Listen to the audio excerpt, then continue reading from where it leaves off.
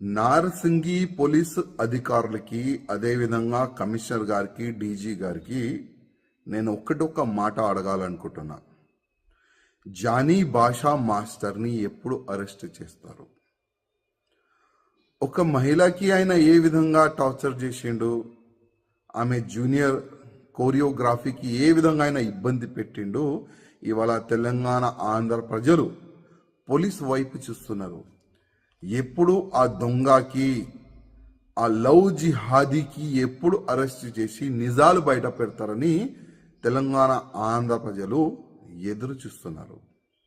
అదేవిధంగా నేను పోలీస్ అధికారులకి రిక్వెస్ట్ చేస్తున్నా, ఇవాళ లేకపోతే రేపు ఆయన అరెస్ట్ అయిన తర్వాత ఈ ఒక్క అమ్మాయి నుంచి కాదు, ఇంకా ఎన్ని అమ్మాయిలకి నా ఇబ్బంది పెట్టిండు, ఎన్ని అమ్మాయిలకి కన్వర్ట్ అయిపోండి అని ఆఫర్ ఇచ్చిండు, అది కూడా ప్రజలు ముందు పెట్టాలని నేను పోలీస్ అధికారులకి రిక్వెస్ట్ చేస్తున్నా. ఇవాళ బాలీవుడ్కి ఇంకొకసారి ఒక నల్ల మచ్చ తీసుకొని రానికి ప్రయత్నం చేసిన ఈ జానీ భాషా మాస్టర్. ఇట్లాంటి చాలా మంది ఉండొచ్చు, ఇంతకుముందు ఉన్నారు కూడా. ఈ ఫిల్మ్ ఇండస్ట్రీలో పని చేయడానికి వచ్చే వాళ్ళకి కానీ, ఈ జూనియర్ ఆర్టిస్ట్కి కానీ చాలా వరకు ఇబ్బందులు గతంలో కూడా పెట్టినారు. కానీ నేను బాలీవుడ్ ప్యానల్కి, బాలీవుడ్ ఇండస్ట్రీ అధికారులకి మరీ రిక్వెస్ట్ చేస్తున్నా, కొద్దిగా మన బాలీవుడ్ని క్లీన్ చేయడానికి కొద్దిగా మీరు ఇష్టిక్ ఉండాలి.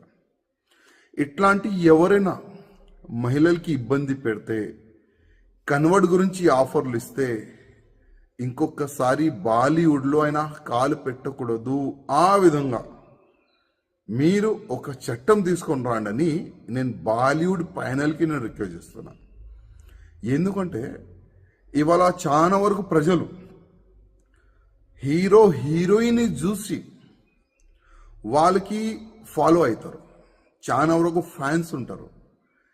కానీ ఇట్లాంటి కొంతమంది వల్ల మొత్తం బాలీవుడ్కే చెడ్డ పేరు వస్తుంది. అందుకోసం నేను బాలీవుడ్ ప్యానల్కి రిక్వెస్ట్ చేస్తున్నా, కొద్దిగా మీరు స్ట్రిక్ట్గా యాక్షన్ కూడా తీసుకోవాలని నేను రిక్వెస్ట్ చేస్తున్నా. అదేవిధంగా పోలీస్ అధికారులకి రిక్వెస్ట్ చేస్తున్నా, ఈ జానీ మాస్టర్ ఒకవేళ దొరికితే మీరు ఇంటర్కేషన్ చేయాలి. ప్రేమ ఇంటర్కేషన్ కాదండి.